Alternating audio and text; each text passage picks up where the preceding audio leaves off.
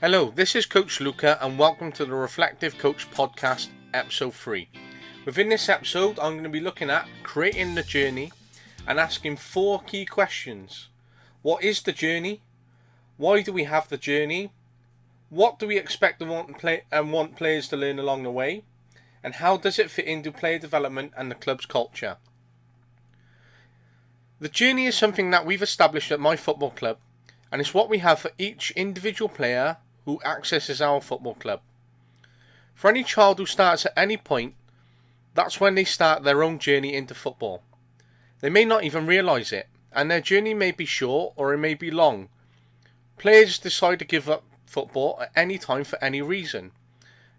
Some others decide to play football for as long as they can until their health issues tell them that they can no longer play. But either way, if they're stepping into your football club and onto that pitch, they've started their journey. And we have a commitment and contribution along that journey, and how we provide them with a pathway and foundations, allowing them to make their own choices on the game of football. The journey creates a long-term pathway for each child. Each individual has their own pathway within football, whether it's to be as a player or whether they get to an age where they decide that they want to be a coach, or whether coaching may not be for them and they want to remain in the game as a referee or a club official at a higher level because they didn't have the ability to continue playing. That's where I find myself really. I've always had my own journey within football, and I started it off as a player at a young age. I believe I started when I was in year 4. I started out as a footballer and I didn't have much technical ability, and that's because I'd never been committed to the game of football, and nor have I had that much access to training or player development as some of my teammates have had by playing together for a number of years at that point. Training was limited at this period of time, where I only trained once a week, and then with a game on a Sunday, I had limited game time. And I was limited because I had less technical ability than some of the other players, and therefore I spent more time off the pitch. However, as a young child, I didn't realise this. I realised that I wasn't getting many minutes and that I wasn't as good as the other boys, but I didn't realise that it would hamper my long-term success or how short my journey would be. Perhaps the coach didn't realise that I was going to be on a long-term journey or stay committed to the club, or maybe he just had a short-minded approach in terms of how he approached each game, or that he wanted to get to the end of the season. We found ourselves as a club transitioning between managers from when I first started the game and joining the team, to one of the other dads taking over as a coach for a season and a half to 2 seasons, and transformed the team into a more organised and professional outfit with good style of communication and how he supported each of us. He really tried his best and created a great environment and atmosphere. He was a fantastic coach because of the difference of the year before with the coach who continuously lost his temper with us and didn't provide us with as much training as we could have possibly had. He really worked on a Saturday and Sunday to nurture us and really push those who were more technically able within the team to achieve their own higher standards. The year after, he decided to leave because he had to step up within his job, and his job determined and dictated that he could no longer stay committed to the game of football. At that time, I found my own father taking over as coach. A short-lived experience, one that I didn't contribute to myself. However, my dad really tried and wanted to improve training and focus more on our step-up as we entered high school, as we were playing more 11v11 and were now accessing things such as offsides and experiencing a different style of football than we had in the years before. It was going to be a complete step up within a league system, looking at points and everything that surrounds a league system and competitiveness in that capacity. We lost a few of our great boys along the way as they met some of the more talented and stronger boys who played for other clubs within the area in high school. We also had boys who decided to go on and play other sports, boys who dropped out altogether, and boys who filtered in and out of football. We were left with a bare minimum of a team, and it wasn't enough to run the squad each week or to even allow successful training to take place. We struggled to recruit players, and by the end of year 7, the team had folded and I had stopped playing football because I had lost not only my mates, which I spent many years in primary school with, but they went off to other teams, and with my dad being a coach, it was very hard to accept the very difficult decisions for them to have left the club. others who decided to leave and jump ship because the team was failing, or others who left because they wanted to play for the best team. Looking on it as a coach, it's very difficult to manage that now and manage the expectation of players.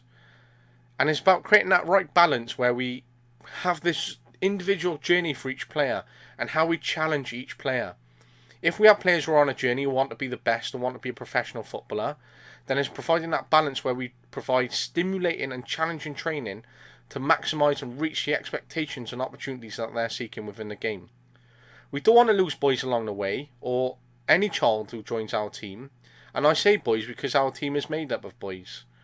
But when we look at a holistic squad and what we review, we could have a mix of boys and girls, or other genders. Each player has their own journey, and if we have a player who wants to achieve everything and go on to be a professional footballer, and we have another player who just turns up for the game of football each week because they just want to have fun, they're both on a journey, but their journeys are very different. So it's creating that balance where we can create that nurturing, caring, challenging, stimulating and fun environment where we can provide that element of learning, those challenges, stepping up to be a leader, those opportunities to develop into a leader, creating fun activities, as well as a complete learning style, developing players along the way who really want to achieve the best. Looking back, I was a player who just wanted to be with my team and just wanted to play a game of football each week. But some of the better players were on their own journey to play within an academy system and found themselves playing for their local football club, Newport County, in the academy. One or two went quite a long way and ended up being scholars and could have made it as professionals. However, were hampered by decisions at the time surrounding them at the professional football club, which elaborates away from this journey. However, my journey has led me to be a coach and therefore creating this podcast, reflecting on my time as a player and what has led me here. I'm able to instill what I didn't achieve as a footballer, as well as what I didn't have access to within my coaching approach and philosophy, and how I understand players better as I continue to work with them and support them along the way. The journey is, if we instill the journey and continue to label a player's pathway a journey, they'll learn along the way. We're essentially creating a storyline for them, but we're not dictating what happens within that story. We're just setting them up with the foundations and pathway of no matter what happens along the way, whether we're involved or not, or what decisions they make, or whether they stay at the club long term or short term, we've had an impact and have been part of their chapter or are a chapter within their story. But we've been on their journey along the way, and whether we've impacted them positively, which we're hoping to aim for, then we've still had a contribution to their journey. If a player doesn't look back with fond memories of the impact we provided them with, or our coaching style for whatever reason, we've still been on their journey. Now, they may look back on this aspect or this element, this chapter, without fond memories, or may not have enjoyed that period. There will still be reflections and impact on them as a player, and we have to be aware as coaches of how we have an impact on players' journeys and what they'll remember along the way. There's only so much I can remember from when I was a player, and I try to use everything I remember as a young child within my coaching pathway and what I try to instill within my coaching philosophy when working with children and young people. I look at the journey as an experience of which I was impacted as a child. There's only so many games and contacts that I can remember with my coach or coaches, and I remember some of the downfalls of when I first joined football, with a coach swearing on the sideline as I stood there as an 8-9-year-old boy on the sidelines waiting for my turn to get on the pitch. This coach would constantly swear because he was frustrated and didn't understand that the kids were there to grow and develop. As much as it was frustrating to lose and lose by much, and especially as he hated seeing the team lose, swearing on the sidelines was completely unacceptable, and I remember it vividly. It hasn't impacted me much, really, in the sense of it made me want to quit, because I just accepted it for what it was, and it's impacted me in the case of making me more resilient and experiencing that along the way. However, in terms of the coaching professional standards and what I'd like to instill as a coach is never swear around your players. And that's something that I can always remember, and it's not something I look back fondly. If we had lost, I'd rather him have addressed the performance at the end and given some key feedback on how we can individually improve and collectively grow as a team. However, we didn't have that. We had more frustrations and more shouting at the end of the game when he lost his temper. Now, on my time as a journey, or within my journey, this is a hard memory to look back upon. So when I make a comparison or contrast in the time of my journey and a current player that I'm coaching, there's going to be elements that a player remembers as they get older, and there will be elements where they're fond of, and there will be elements that they're not so fond of.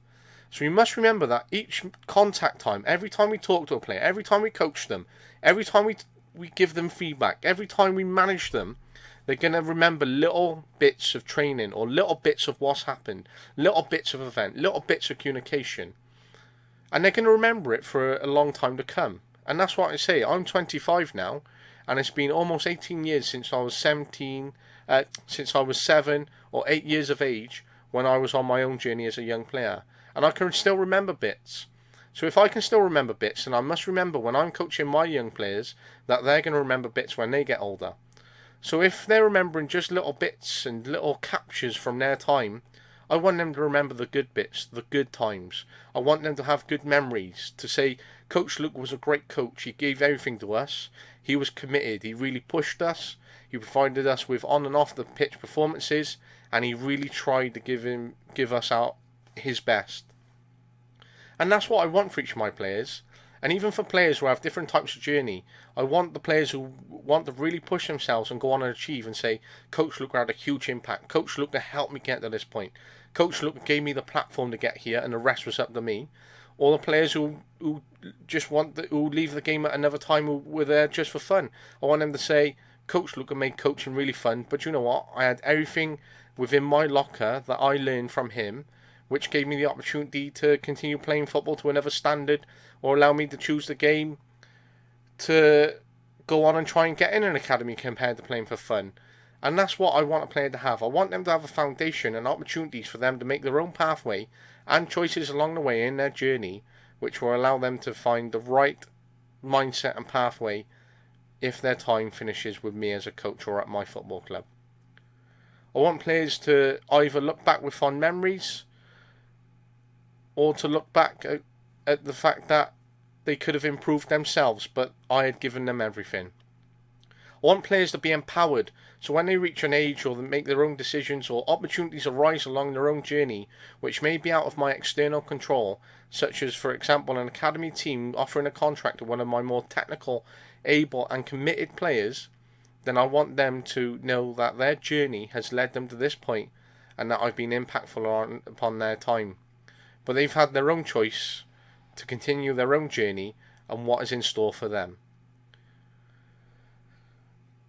The journey is the experiences, the learning and the obstacles, as well as the challenges that a player will endure within their time in football. The journey will be a player's experience of their club, their coaches, their training, the games they play and remember, the kits they receive, who they are, who they meet, their teammates, and how they look back on their time at football at any point. And that capitalizes on the point that I make around focusing on memories and things that happened at a later age and date, where they will look back with fond memories, or they'll look back knowing that they didn't enjoy football as much, which is quite a hard pill to swallow as a coach, especially when you give so much time, commitment and effort, and a player hasn't enjoyed it or don't look back with fond memories. However, if we provide them with a platform for their own learning and give them the opportunities on their journey, it's how they decide what they do with them. And we know as a coach, all that commitment has paid off because they've made their own choices and have gone on because of the commitment that we've provided within the game. We're on our own journey as coaches as well, even if we're just dads or helpers or volunteers who are just there to support the cause, because one of the kids is found his love for football at the age of 10, and by the age of 14 he may have quit. But you may have been a coach for 4 years, and as your own journey within life, that has impacted you on your experiences coaching, working with children and young people, being committed to a volunteering cause, as well as working and developing on all of your skills along the way as part of that 4-year commitment in your life journey. You may look back on your volunteering and commitment to coaching and how it's helped you along your own journey within your professional world, and how you talk to children and young people, how you deal with and manage parents, families, other adults and key stakeholders along the way, for example. They're all key learning outcomes and elements along our way within life on our own personal journey. There's journeys for both coaches and players, and my journey from a young age led me here to become a coach, podcaster, and someone who reflects with a love on the game to try and impact children and allow them to have a much better journey and experience, especially from a young age, giving them all the opportunities that they want and need because of my commitment to them. So why do we have the journey? Well, the journey creates a vision and foundation, especially for players who join the game at a young age. If a player joins football at the age of 5, they have already started their ongoing journey, as they could play until they're 65. If we nurture the journey and create that story for them, especially for players from a young age, it will create a story they'll never forget for their love of football. Players will have their own story with many chapters throughout their time in football and for when they reflect on their journey. We have a journey to create a pathway and platform, allowing players to have a long-term objective and pathway of their own opportunities on and off the pitch, inside and outside of your grassroots football club. But even if you're coaching at a professional standard and you're trying to progress players into the academy system or trying to create scholarships for them, remember, a player is on their own journey, and everything that they endure and learn along the way, as well as their own commitment and everything that you say, you will have an impact on them as an individual, as a player, and on their lives, which has been part of their journey. For example, you may coach a player at scholarship for 2 years, and at the end of the scholarship you may not be offered a professional contract. He then may decide whether he wants to stay in the game of football, try and find alternative routes, or may find a professional contract at another club because it has been more suited toward them. However, even if 5 years on beyond that point, at the age of 23, if they sign for another club at the age of 18, you've continued your journey and they've continued theirs. But remember, you've had an impact on their journey, and that has contributed to them getting to that contract or continuously playing professional football at the age of 23. Even if a player isn't playing professional football at the age of 23, they could still be playing seniors. And remember, that time from when you're coaching them, maybe at 5 or 6 years of age, they will remember you at the age of 23 and what has led them to get there. So it's crucial that every time we have a contact with a player, every training session and game, all the feedback we're able to offer is absolutely crucial towards player development and individual growth. So for when they're playing at the age of 23, for how they strike the ball, what position they're playing, their passing ability, anything technical, and all their psychological pillars which are involved, we've had a key contribution from a young age which has led them there to that point. If they're not as technically developed at the age of 23, of course along their journey they've had plenty of opportunity and they can continue to grow through their own personal commitment within their own journey. However, if they're struggling at, say, a passing technical ability at the age of 23, but they have a very good shot technical ability, then we must look back and reflect on whether we could have improved our exercises and training contact to improve that holistic, all-rounded technical ability. So when they're there at the age of 23, it's because of the way you've impacted them and the way you've coached them from a young age. It's very important to maximise every coaching and training session with a player because their journey may be limited, or they may want to try and progress onto other opportunities, and we have to give them our best. So no matter where they decide they're going within football, our coaching was of a good standard which allowed them to progress and develop along the way. And that's what's important in trying to find that balance between those players who want to go on and achieve everything and those players who just want to have a bit of fun. However, our coaching is crucial because they only have one journey, and once they've lost those ages of 5, 6, 7, 8 or 9, we can't go back. We can't give them a second try. We can never change those moments or those contacts. Of course we could improve our standard of coaching from when they're 7 to when they're 14 because we've got 7 years experience and we may have done so many courses along the way. Of course we can make changes and impact them at an older age, but we can never go back and change those years from when they're younger. So it's very important for us as coaches to realise that we can never go back and have that time again. So it's really important for us to impact and work with those players and maximise each training and contact time with our players. So what do we expect and want players to learn along the way? Well, we expect players to learn and overcome challenges and obstacles along the way. We expect players to have a desire to learn and develop their love of football along the way. With a desire to learn and a love of football, this will allow everything else such as technical ability through continuous training to develop along the way. So how does that interlink and provide us with a platform of how does it fit into player development and the club's culture? Well, this creates a purpose and clarity for players when they start their journey into football. Many players will be treated as players and won't be seen as children, or won't be seen as a player, as it's down to the club and how they create that balance. So to understand a child and what the game of football means to them, we must remember that a child is there to be a player as well. They want to learn and they will want to grow and learn along the way. Even if a child doesn't have set out objectives or a vision in their own head of their own journey or what they want to achieve, by creating the journey and instilling this from a young age, it will provide support of the player on their own pathway, regardless of the quality of coaching, level of qualification at a club, etc., as a player may find extra training sessions elsewhere alongside their commitment of their grassroots club.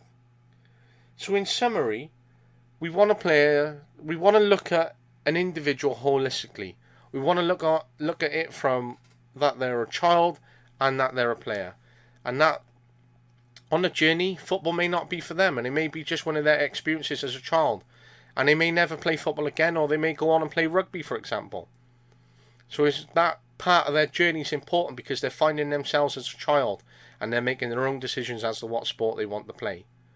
However, if they want to remain a player or decide to commit to football, we must also remember that they're a player. They're there to learn and grow. We're there to maximise every contact we have with them, to provide impactful and quality coaching along the way. So it's about creating that right balance, a balance between the child who's coming in and ensuring fun, especially for their age, and providing those platforms for learning, ensuring players can develop, ensuring they have opportunities on and off the pitch, ensuring they get feedback, ensuring there's a balance so they can meet their own objectives and have their own opportunities along the way. So it's about finding that balance and understanding the individual holistically, understanding them as a child and understanding them as a player. Of course, as they get older, we'll need to understand them as a teenager, as a young person, as a young adult, as well as a player. And it's that ongoing journey that we're going to be on there with them of how we understand our young people as they get older. So it's a journey for us and them, but it's one that we can do it hand in hand and work together to support the player holistically. So this is just an insight into the journey and what it means for us at Tredegar Park Wolfpack, my grassroots football club. And I look on it from a point of view as a coach and how I've instilled it, what I've learned as a player, how I've instilled it and improved it along the years, and what has led me to understand what the journey is from a player's point of view and how I can support it as a coach. The journey is important for each and every player, and as coaches we must understand that every player is on their own journey, and that we must impact and support every player who wants to join our team or attends our training sessions. So remember, every player is important, every child is important, but we must get that balance between child and player. Everyone's on their own journey and we're learning along the way, but even if we're not a fully qualified or set out coach, or that we're not coaching to professional standards, we must remember that a player is on their own journey, and even when they reflect or look back upon their time or any moment within football, we want it to be a positive experience which they look back fondly, one that they can be thankful for, or one which has allowed them to be provided or make other opportunities elsewhere with their own life choices because we've been able to impact them and support them along the way. It'll be sad if and when we lose players.